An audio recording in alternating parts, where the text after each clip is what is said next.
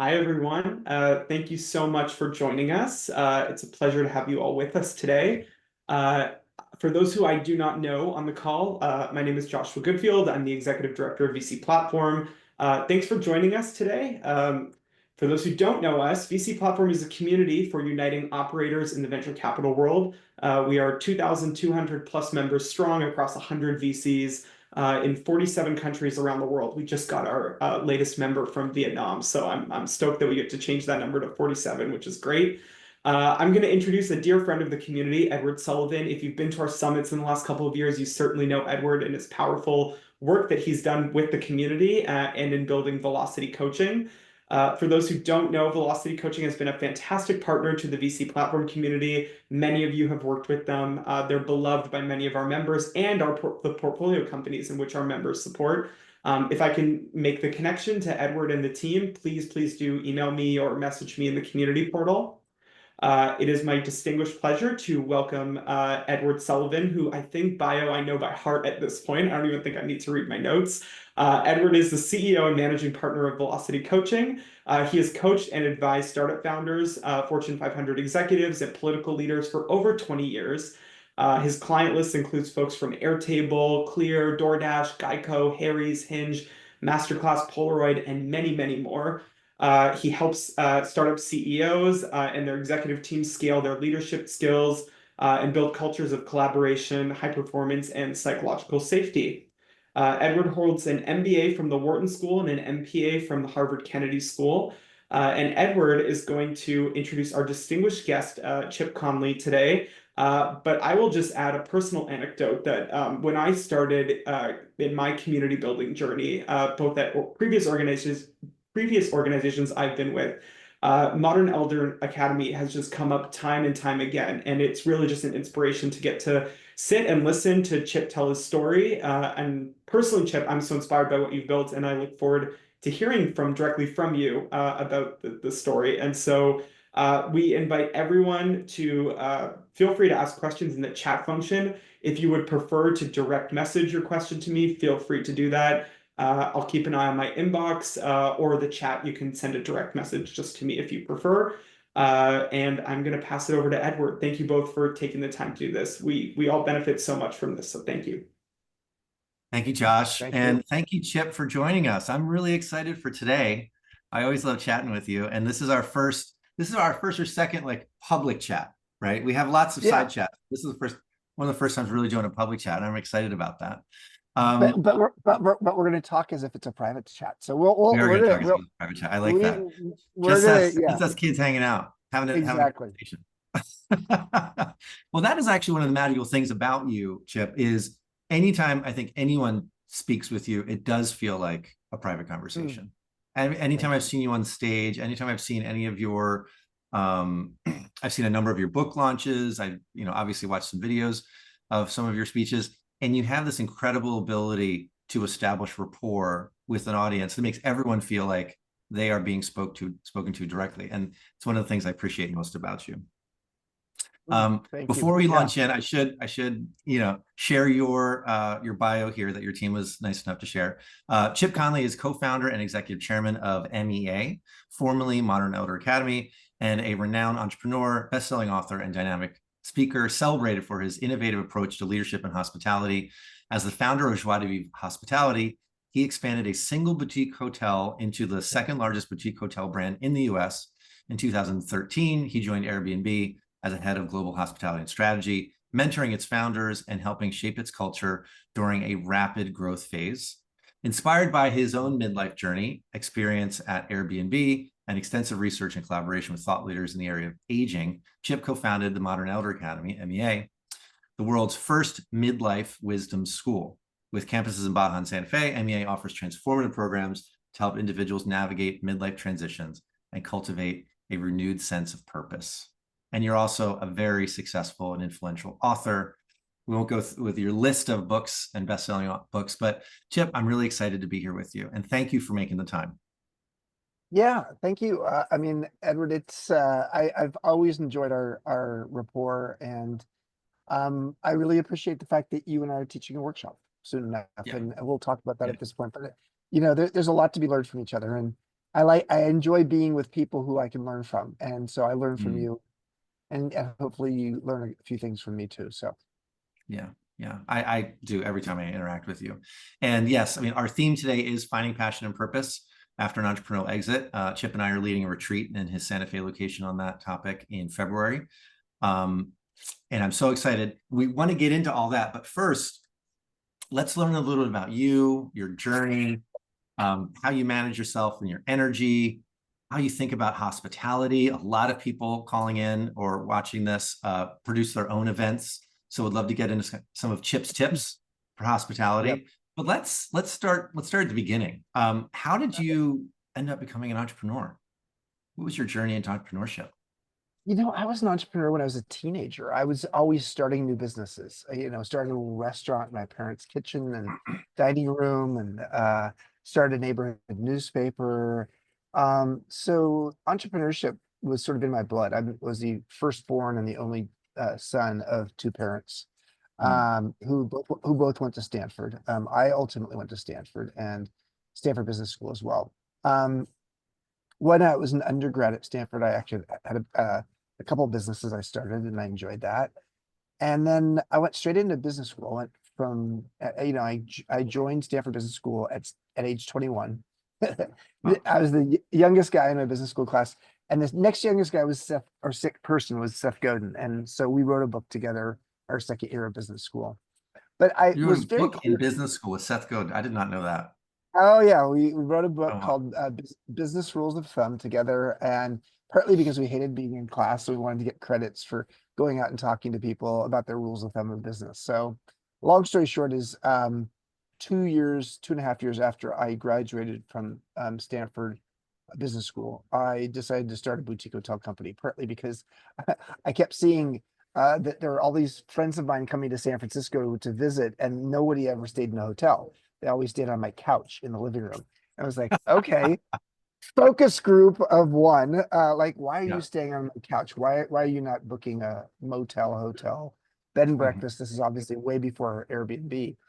Um, and so I decided, I would take my commercial real estate development background, which was not very much because I'd done that. I'd been a commercial real estate developer for 2.5 years out of business school. And I would Yeah. apply it specifically to boutique hotels because Mm, boutique hotels in the mid 1980s were just getting off the ground as a new product type in the hotel industry. And I spent the next 24 years building that company, Joie de Vivre, which means joy of life.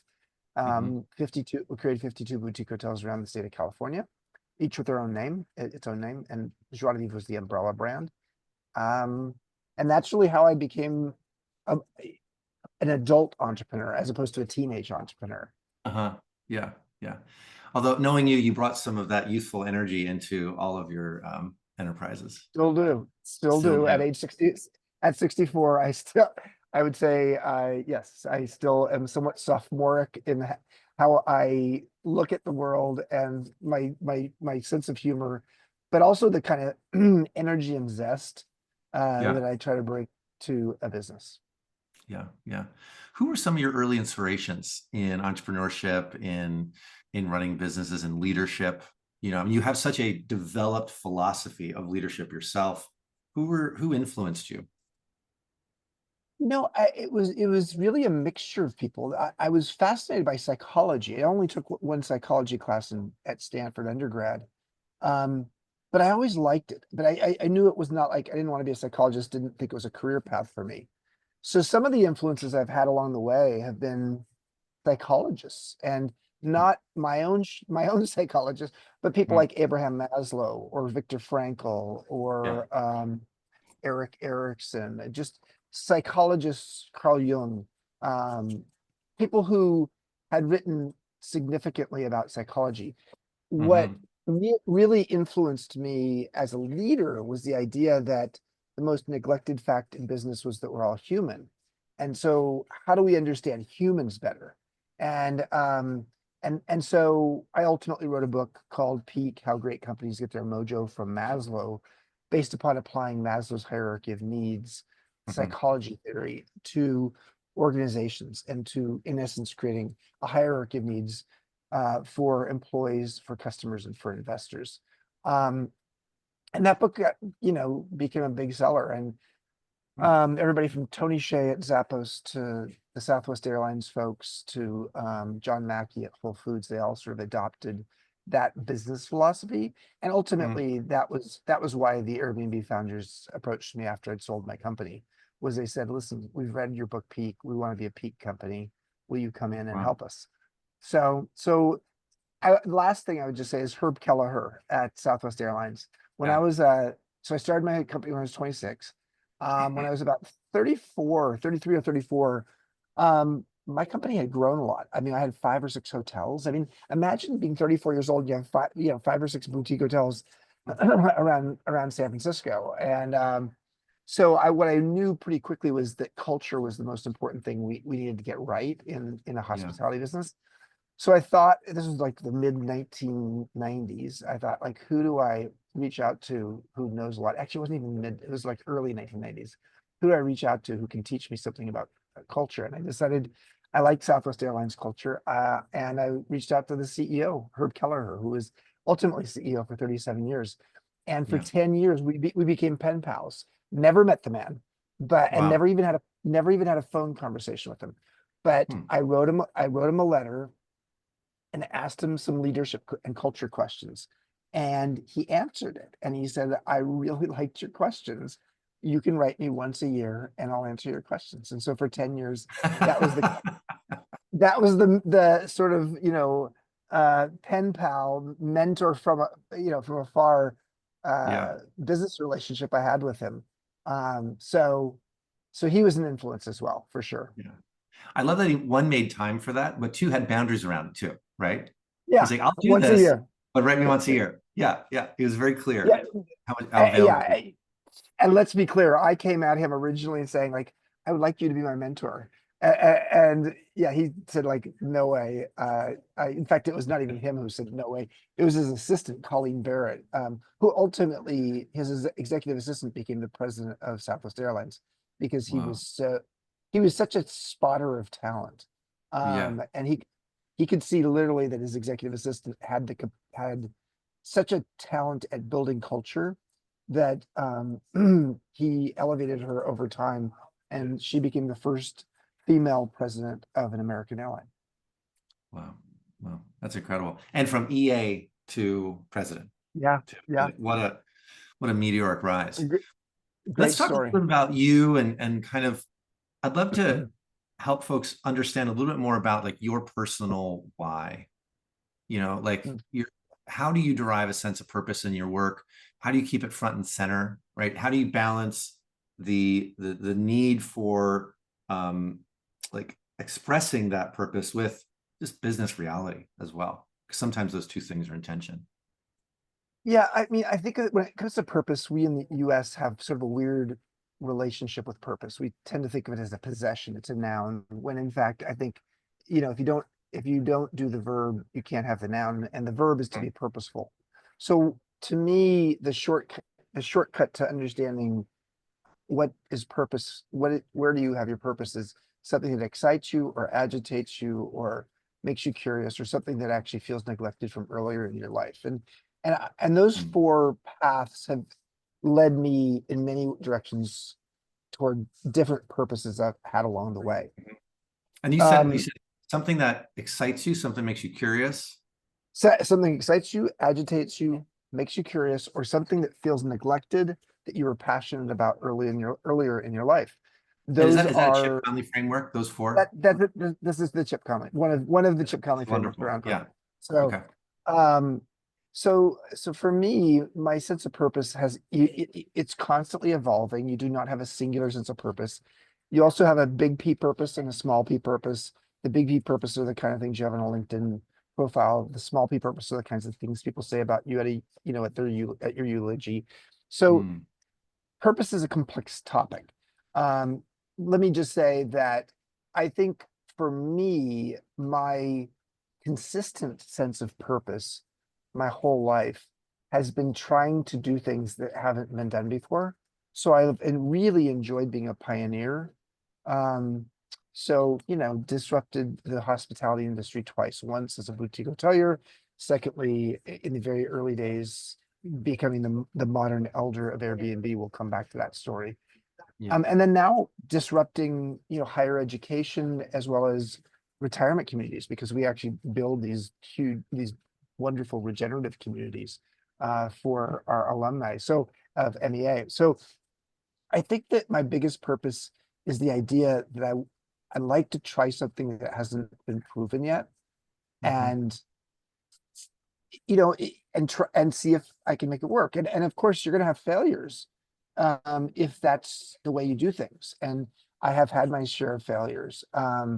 But I think that if you believe that your painful life lessons are the raw material for your future wisdom, Mhm. then learning lessons along the way, even if there are failures along the way, noble experiments that didn't turn out the way you wanted them to, what it does is it makes you wiser. And the faster you can accelerate your wisdom, the more you have to offer the world. There's a beautiful quote from a guy named David Viscott.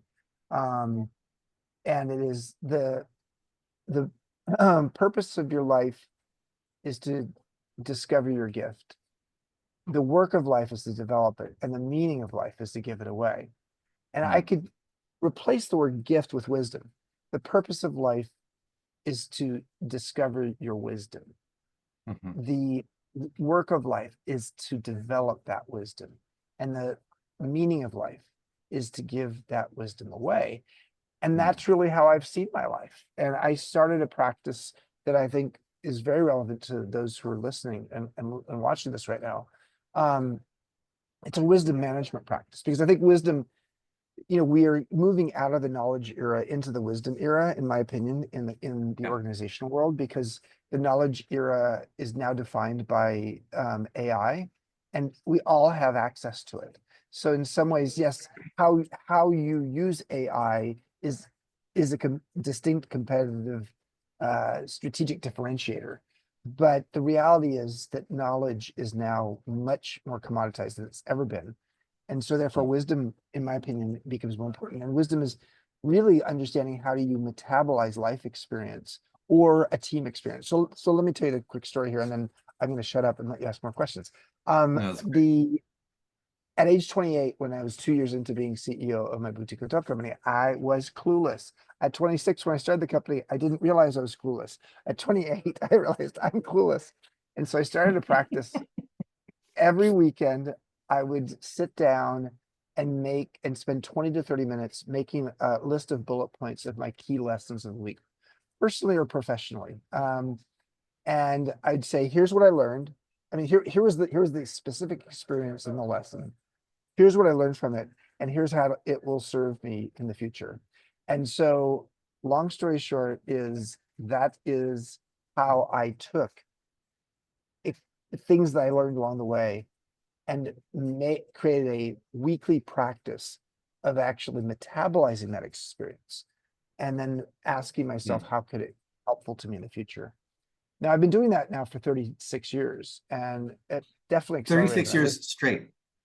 Yeah, every weekend for 36 years. It takes me 20 to 30 minutes. Now I do it in Google Docs, but I have like 9 or 10 different journals of Sure. all of these things I've learned along the way. And of course, writing books, it helps cement some of those learnings as well. But here's the thing I do with leadership teams. I've done this at Joie de Vivre. I did this at Airbnb when I was helping the founders lead the company. And I do it at MEA now. And I've done it with outside leadership teams that I've been helping to just sort of provide some mentorship to. Once a quarter, we sit down as a leadership team and do this following practice. We ask each person, let's say there's 8 people on a team. Each of the 8 people comes to the meeting prepared to say, here was my biggest lesson of the quarter. Here's what I learned from it, and here's how it will serve me in the future. Everybody goes around and says that. And then you finish the meeting with a conversation about what was our biggest team lesson of the quarter and how Mhm. will it serve us in the future. Now, the reason I bring this up in the context of the folks who are watching and listening right now is because one of the biggest things that we can do with a great leadership team is to have a level of candor and growth mindset such that we're Mhm. not focused on what we know, but we're focused on what we're learning. Yeah. And we're open to talking candidly about mistakes we've made and what we've learned from them. And that by doing that, you know, one person in the group who's, let's say, I don't know, the SVP of operations can hear the, SVP of marketing or the chief marketing officer tell their story. And the lesson of the CMO can be very relevant to that SVP of ops. They're in different departments, but often the kinds of vexing things we learn have less to do with our departmental functionality and more to do with how we make decisions, how we build wisdom, how we interact with other people, how we prioritize. And these things are relevant across all kinds of departments. So long story short is, man, has this been helpful. At Airbnb, wow, it was maybe one of the most effective tools I brought to the leadership team. Mhm. So we should talk about Airbnb at some point, soon. But Yeah. Yeah. yeah, What I like about that is you're focusing on the learnings, and learnings inherently often come from mistakes. We learn from failure, right? So you're avoiding the kind of performative list of accomplishments, right? Here's what I did. Here's what I accomplished. Like, it's really easy for people to kind of just like rattle off, and there's not a whole lot of learning there. But by flipping it on its head, say, what did you learn? There's an implication that you learned from making some mistakes. And when I it's designed, it's totally, engineered to make people more vulnerable and more open, more reflective. Edward, completely. And one of the things I've learned in studying other leaders, Microsoft has had quite a run the last 10 years. I mean, this is a sort of an also ran that people sort of like, what, who would ever want to work at Microsoft 10, 15 Mhm. years ago? And it also had sort of a toxic culture. And I'm going to throw Steve Ballmer under the bus for a second because he created a culture where everybody was trying to be the smartest person in the room, a lot of bravado, Mhm. not a lot of reflection or insight. And so when Satya Nadella became CEO, the first thing he focused on is we need to move from a fixed to a growth mindset culture. And he actually Mhm. brought in coaches and consultants who knew a lot about growth mindset. So, whereas the fixed mindset is like, I want to prove myself and I want to Mhm. win. And a growth mindset is I want to improve myself and learn.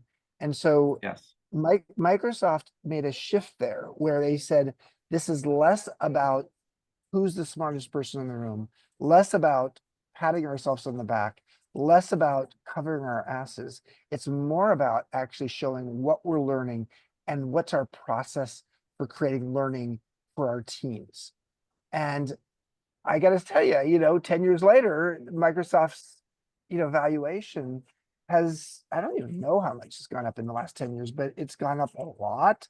It's like, And yeah. I think it has a lot to do with this idea of having a growth mindset. And the growth mindset, again, is about learning and improving. And that's what Mhm. this quarterly leadership wisdom conversation where you spend an hour with your team talking about it is, it's dedicated to doing something like that. Yeah. Yeah. Speaking of learning, I think maybe we can pivot into your time at Airbnb and and um your process of leaving Airbnb and the inspiration for starting MEA, Yeah. right? Well, Because I'm sure there were a lot of learnings from Airbnb that yeah. inspired this like Yeah. this kind of new mission for you, I would say. Yeah. Well, let's here's a lesson for anybody who ever wants to come to MEA, especially if you want to come with Edward and me, because we're going to be teaching in February in Santa Fe. But we talk a lot about TQ, transitional intelligence, Mm, which is a term that MEA has trademarked, and we we teach that. And so to know that when you're going through a transition, there's three stages. There's the ending of mm, something, there's the messy middle, and then there's the beginning of something new. I'm not going to talk about that anymore, but let me just say, uh, when mhm, I what I needed to do to get to the place where I was going to join Airbnb was I had to end my relationship with the company I'd started. Yeah. So I started Joie de Vivre at age 26. In my late 40s, we had 3,500 employees. We were growing to 52 hotels. I didn't want to do it anymore. And then the Great Recession came along.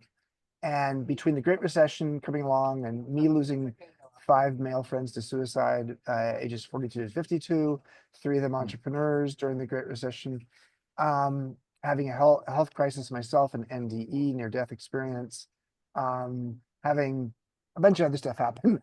I Yeah. got really, really clear with myself that I just needed to sell this company, this baby that I thought I'd be running into my 80s. I never had really set up Joie de Vivre as a business that I had ever thought I would sell. And now I'm having to sell it at the bottom of the Great Recession, Mm. in an industry that was one of the most hard hit industries, hospitality of any industry during the recession. So I got to the other side at age 50. I sold, Joie de Vivre became a Hyatt brand, and it's now known as JDV. But I didn't sell it for a ton of money. I mean, if I'd sold it 2 years earlier, if I'd sold it 4 years later, I would have made a lot of money. But Yeah. I did well enough, and I didn't sell the real estate, so that was good. So I had 2 years between 50 and 52 to sort of be in my messy middle. And the messy middle was like, whoa, I'm so used to having the identity of being the CEO and the founder of, a hotel company that literally had at one point 24 hotels just in San Francisco alone. Wow. So 24 I was business. 24 in just San Francisco. And so That's a lot of hotels, Chip. I was a big man on campus in San Francisco, and I Yeah, you was were. used to being sort of a VIP, and now I was a PIP, a previously important person. Um, and yet I was in my early 50s, so I was not like over the hill. But on the other hand, I was sort of at a stage in my life where I started to feel like the risk of irrelevance. And so I spent 2 years being really curious, in terms Mm. of trying to find my purpose. Hmm. I was the first board member of Burning Man, and so I was curious about festivals, and so I went around the world studying Hmm. festivals and started a little company called Fest 300 that had a list of the 300 best festivals in the world every year. I studied hot springs. I studied emotions. Wrote a book called Emotional Equations that became a New York Times bestseller. I remember that book, So yeah. between 50 and 52, I really focused a lot on just trying out a bunch of things because when I was on that treadmill running the company, I didn't have a lot of time and focus to be, opportunity to be curious about other things. And then at 52, I was ready for my new beginning. And, out of the blue, I got a call from Brian Chesky, and Brian called me on my cell phone. It didn't say who it was who was calling, and it was sort of like I don't know. It's not a call I would have actually answered today because I think it's like a spam thing. But I answered it, and Brian said to me, Chip, how would you like to democratize hospitality? He did not even introduce himself. And I said, well, who are you? He says, I'm Brian Chesky. I have a little tech startup with my 2 co-founders, and we want to be the most valuable hospitality company in the world someday. And we really want you to help us get there. And so he came and spent 4 hours with me that afternoon. That He said, I want afternoon. Wow. yeah. Not only did he have my phone number, he knew where my house was. It was 12 blocks from their tiny headquarters. And so he said, I'll be over at your house in an hour. And I said, like, well, how do you know where I live? He said, we have our ways. Oh my gosh. So it turns out there are 2 of his board members. There are 5 members on the board, the 3 founders and these other 2 folks. And the other 2 folks, I knew both of them on the Yeah. board. So that was really interesting. And so long story short is I joined the company. Joined the company at age 52. And it was originally 15 hours a week. Within 3 or 4 weeks, it became 15 hours a day. So I went full time. I had to sort of, clear my table and just say like, okay, this is the thing I'm doing. And for the next 4 years, I was what they called the modern elder. I didn't like that at first because I thought they were making fun of my age. But then they said, Chip, you're twice the age of the average person here. But what we love about you is you're ageless and Mm. you're as curious as you are wise. And so it's the curiosity, the fact that you're not some stupid know-it-all trying to tell us how the world works, you're actually really curious. And I had to be curious because Edward, at 52, I joined a tech company and I'd never been in a tech company. Right. So I had the title of head of global hospitality and strategy for the company, but my real primary role was to be the leadership mentor to the three founders, and particularly Brian. My sense of success had to Hmm. really shift compared to when I was CEO running my company. Sure. I had to shift into that role of saying, okay, success for me is defined by how effective is Brian as a leader. And I'm proud, 4 years into it, it's almost exactly 4 years ago was the IPO that did lead to Airbnb becoming the most valuable hospitality company in the world. And Brian is still the CEO and the only CEO in the Fortune 500 that is a creative CEO that does not have a legal or business background. His background is his only thing he'd ever done was to go to Rhode Island School of Design, and he was just Right. a designer. So Mm. it was a great experience, but after 4 years full time, I was worn out 70 hours a week being, Sure. as Brian called me, you're the Secretary of State of the company. We send you to Paris to meet the mayor. Like I was out there, I was out there all over the world. And at some point I just said, like, hey, I didn't sign up for 70 hours a week. I signed up for 15 hours a week. Let's get me to a part-time strategic role here and Yeah. I did that for 3.5 years after that. So 7.5 years total. What were Um, some of the leadership nuggets that you feel you mm, bestowed upon them? They brought you in as a modern elder, they brought you in to kind of be like a leadership advisor. What were yeah. some of your key teachings to them at that point? Well, I mean, when I joined, I said to Brian, so what are your strategic initiatives? And he said, oh, we have 30 of them. And I said, you have 30 strategic initiatives? Tell me more. And Hmm. I said, let's go Tell over me them. more. Ah, well, that would have taken 3 days to do that. And so within, the first couple of days, I said, like, okay, we're going to get them down to four. We're going to Hmm. have four strategic initiatives. So everybody in the company can actually recite what they are. Um, and and then some of these other ones will ladder up to them. But at least let's get clear on what they are. Let's make them finite, a certain number. And so we arm wrestled quite a bit with this leadership team over, how do you take 30 down to four? Yeah. But so I think prioritization would have been one thing that I think I helped with. Hmm. They were very culture focused to start with, which is helpful. But I think I helped culture wise, take it 3 steps further forward in terms of how do you operationalize culture, how do you democratize it in a way that Hmm. there's not just a minister of culture in the company, but Yeah. how does everybody's feeling it. Um, I would say the idea of mainstreaming Airbnb, one of the challenges that I saw upon joining is over half of Airbnb's business was just in the top 20 cities around the world. Usually like the top cities, Hmm. London, and New York, etc. And so we were very vulnerable. And I could see the future. And so like, okay, we're gonna have regulation. We're gonna have, we were sort of like we're underneath the radar right now. But Yeah. once we start regulating, the regulations will happen first in those places that have serious affordable housing crises. And so we need to we need to ask to be regulated, we need to be asked to be taxed. But in both Hmm. cases, we make sure that we are um we there can where there's reasonable regulations. And Hmm. so helping the company move mainstream, so it was not just about millennials on a budget in major cities, but it was like, how do we have corporate travel on the platform? How do we have vacation travel, family travel? How do we have Hmm. resort destination travel? And so part of my job was to really help take the Airbnb platform and mainstream it as much as possible. Um, but also, I think at the basic, most fundamental level, and that was really with my strategy hat on because I was the head of strategy for the company. But the most important thing for me to do was to make sure that the hosts of Airbnb were doing a hell of a job. And when I joined, Yeah.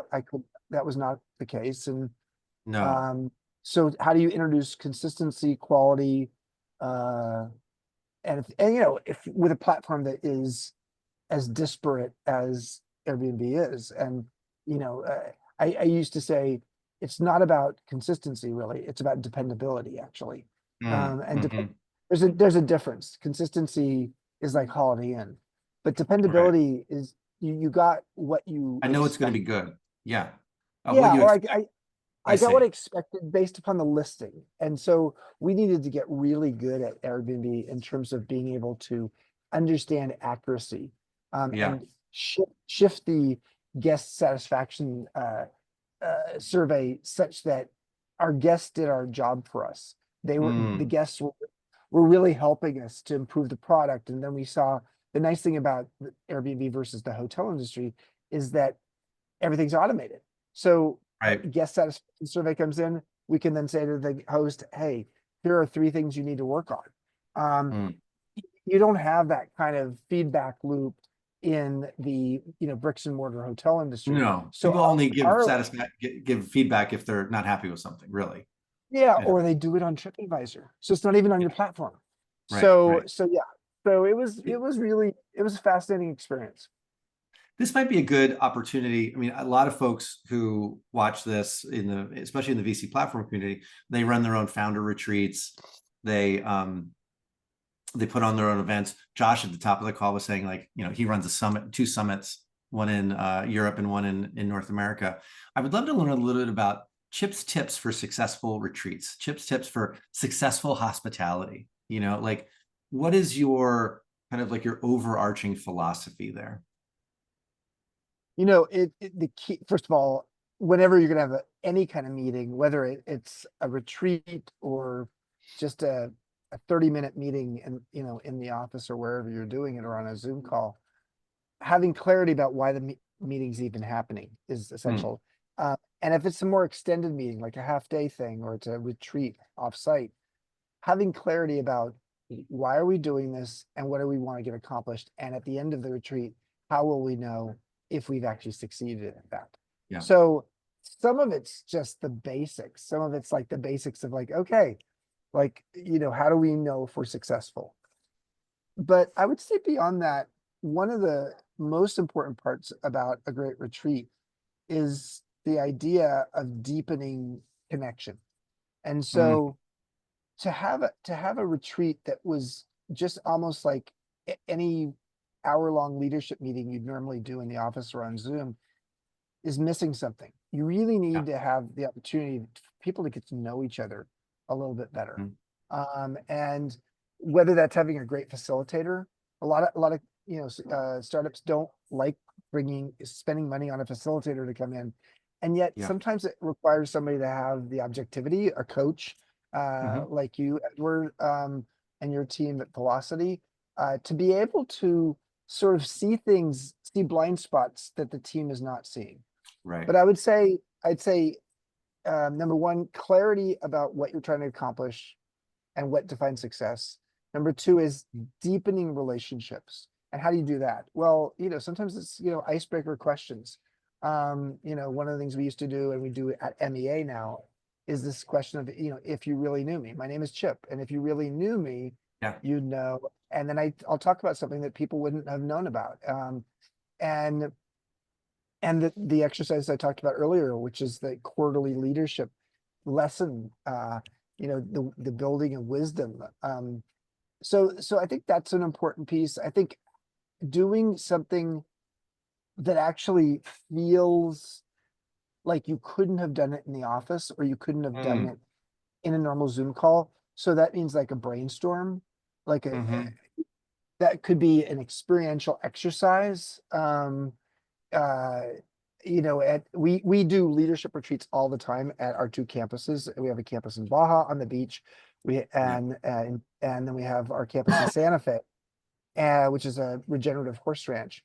So we go horseback riding, or we do equine Oh, assisted learning, uh, or we do surfing down in Baja. So yeah. at sort of a team activity that often, another thing we do in Baja is we do bread making.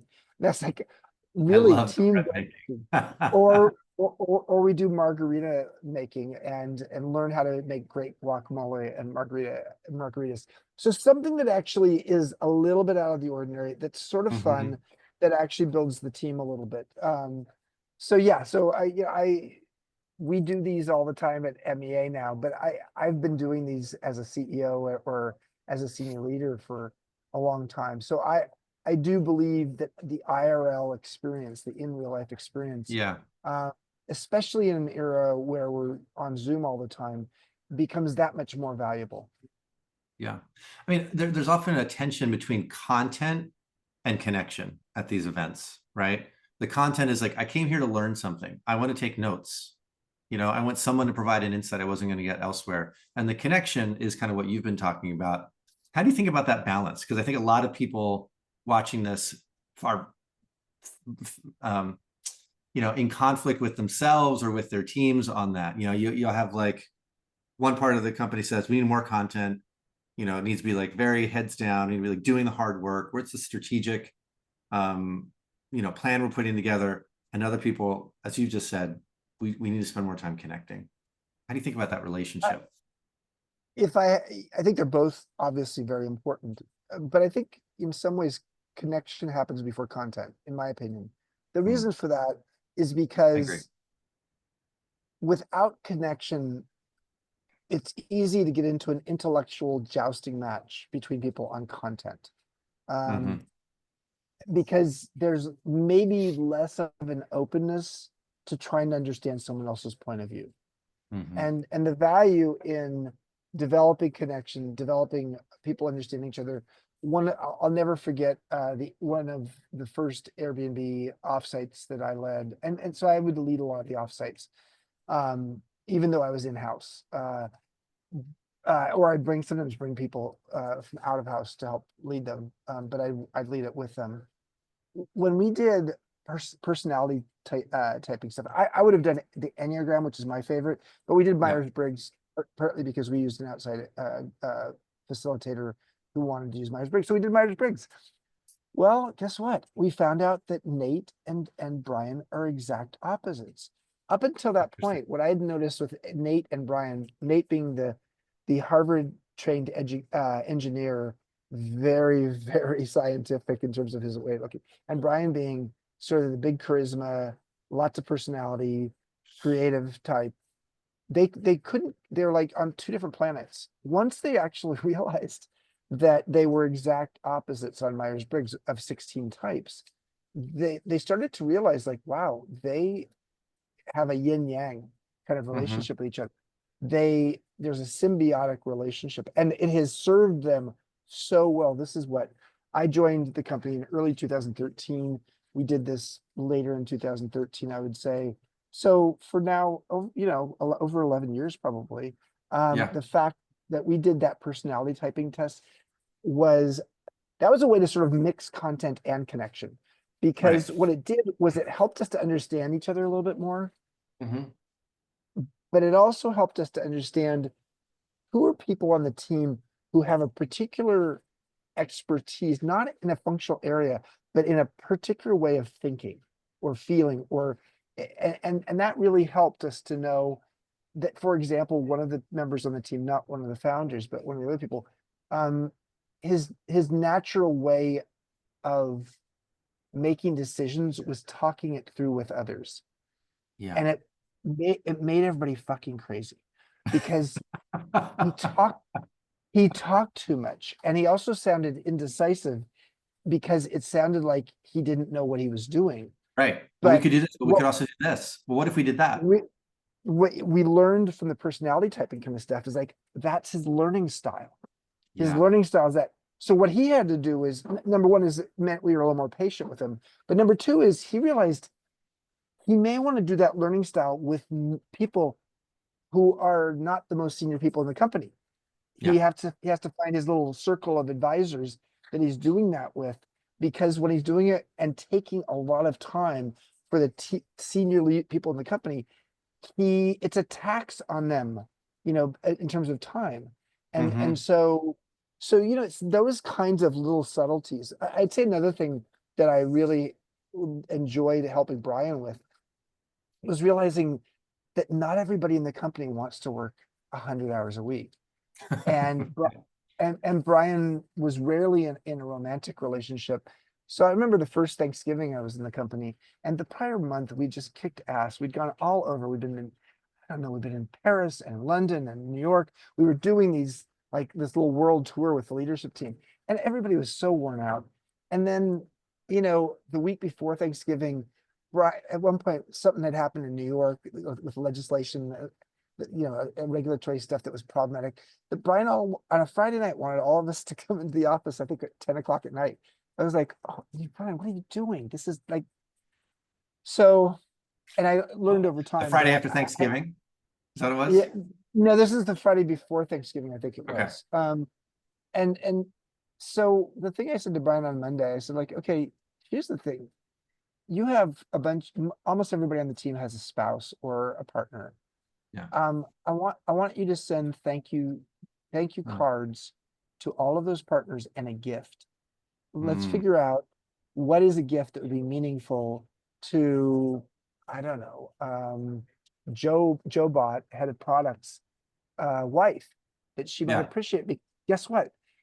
If your spouse or partner at home is feeling really neglected because of what the work culture is requiring, Yeah. you are going to have some people who are going to be exiting in the next year or Totally. two, because they keep hearing at home what a terrible Yeah. company it is, even if the company's doing really well. And so that's another good sort of like little example that Brian would never have thought of, because from his perspective, he didn't That's all he realize had. Yeah. he didn't realize what effect it Yeah. was having on other people. But let me You say, know, I would never have joined Airbnb if it wasn't for Brian. Brian was a generational shift. He taught me a lot, but also he had such an appetite to learn. yeah. Yeah. You use the magic word, you use the word exit. And I thought we could pivot to the theme of today, which is finding passion and purpose after an exit. And I wanted to ask you to help us understand your own journey of finding passion and purpose after your many exits, and especially kind of like what the light bulb was that led you to begin MEA. Did you go through a period of Well, feeling lost? How'd you overcome that? no. No? When I sold Joie de Vivre, I was lost for a little while, but fortunately I put that in the direction of like, okay, curiosity and purpose. But when I left Airbnb, I knew I wanted to write a book about my experience, which I wrote, called Wisdom at Work: The Making of a Modern Elder. While I was writing that book in Baja, because I had a home on the beach there, I went on for a run one day on the beach, and I had a Baja aha. I had an epiphany, which was, why don't we have midlife wisdom schools? And I define midlife as 35 to 75. So Yeah. midlife is a very long period of time. And so I just was curious why there was no place for people to sort of reimagine or repurpose themselves after selling their company, or after a divorce, or um, after whatever that has happened. I wanted to find a place and create a place where people could come and talk about their transitions, talk about cultivating purpose, and actually talk about how to, own their wisdom. And for all those reasons, that's how MEA came about. And yeah, of all the things I've done in my life, it's the thing I feel most meaningful. We have 6,000 graduates now from 60 countries around the world. We have 60 regional chapters around the world, all dedicated to helping people to reframe their relationship with aging, uh, and help them to see that maybe their best years are still ahead of them. And Yeah. whether you're a founder selling at 40, but we have a lot of people who fit that profile. And when you and I are teaching the workshop in Santa Fe in early February, I bet we will have a younger demographic on average Yeah. than maybe the average age at MEA is usually 54. But 1 out of every 5, almost 20% of the people who come to MEA are millennials. So we have a lot of people who fit the profile of saying like, hey, is that all there Yeah. is? Is this what Is do I that all do there next? is? I've got 40, 50 years ahead of me, and I've already accomplished everything I thought I was going to accomplish. Right. Yeah. So tell me a little bit about the kind of like the learning model at MEA. Like, how do you think about creating an experience with people? They have those Baja ahas, or maybe is it the Santa Fe oh hey? What do you call it there? Santa Fe takeaway. Santa Fe The Santa Fe takeaway. takeaway. Okay, I love that. You know. Yeah. Um, so it's experiential. So it's not about PowerPoints. No one like Mhm. there is a workbook, but it's really focused on how do we ask big, deep questions that you usually don't have time to think about. Yeah. But now with 24 people in a workshop together, you're able to ask the question of like, hey, 10 years from now, what will I regret if I don't learn it or do it now? Mhm. Or, you know, what if friendship were a practice? How would I practice friendship in my life to make sure that Mm. I have social wellness? Because that's a really important thing for entrepreneurs. I mean, having lost 3 entrepreneurial friends, of the 5 who committed suicide, 3 were entrepreneurs. Yeah. They were not talking about what was happening in their life. Mm. So, these questions, the question of, who do I want? What do I want to be? What do I want to be known for?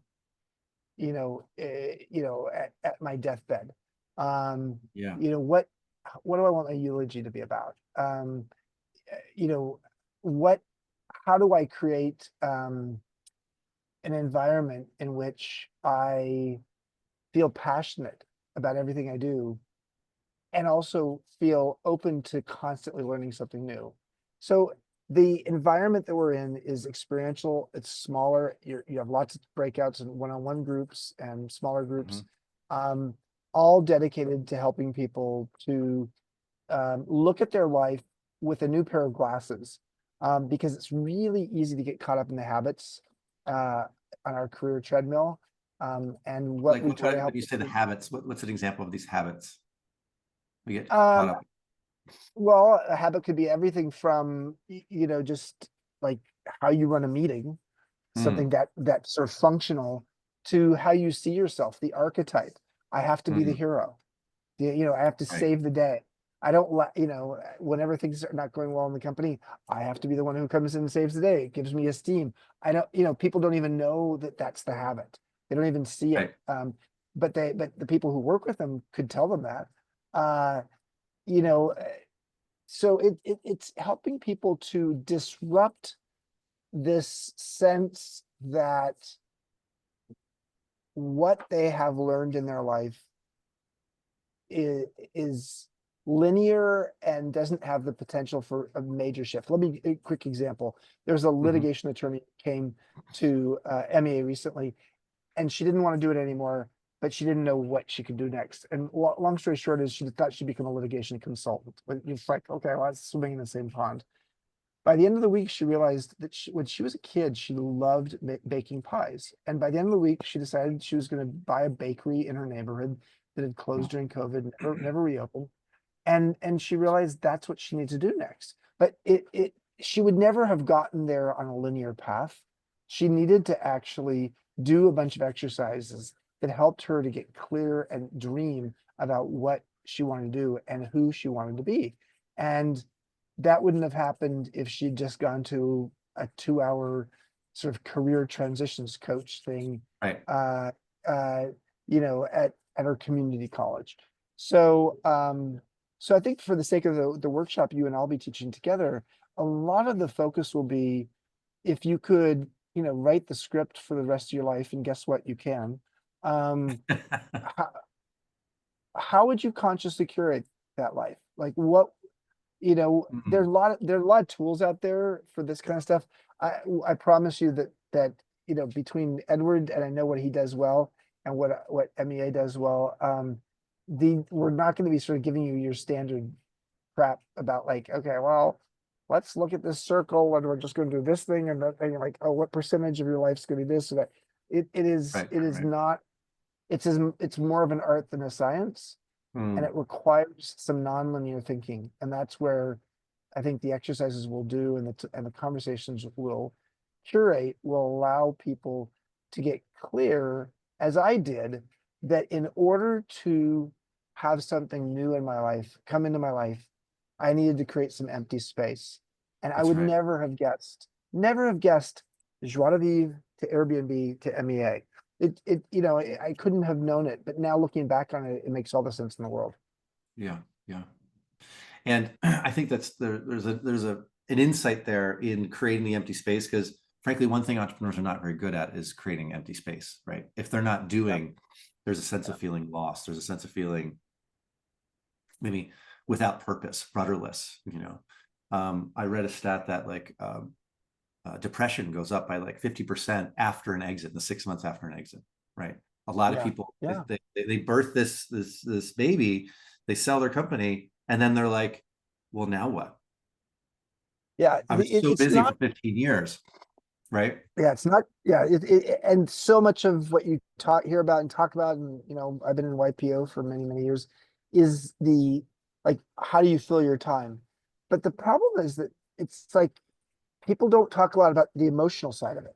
The spiritual and emotional side of what it means to actually have had an identity that now has actually gone away. And so how do you form the next identity? Without just feeling like, okay, I've got to do the next startup. And that's fine. But, let's give yourself some time and space to be reflective on what opportunities there are here. And that's, I think, if there's one major thing that MEA brings to the table, no matter what someone's looking at, is we give you more options. We help you to see you have more options available to you. Thank you, Chip. We're almost at time. And I want to hand it back to Josh, who has, he said a question came in for him. And I also want to direct everyone's attention to, in the chat, we've got a feedback form. If you want to click on that and let us know how we did today.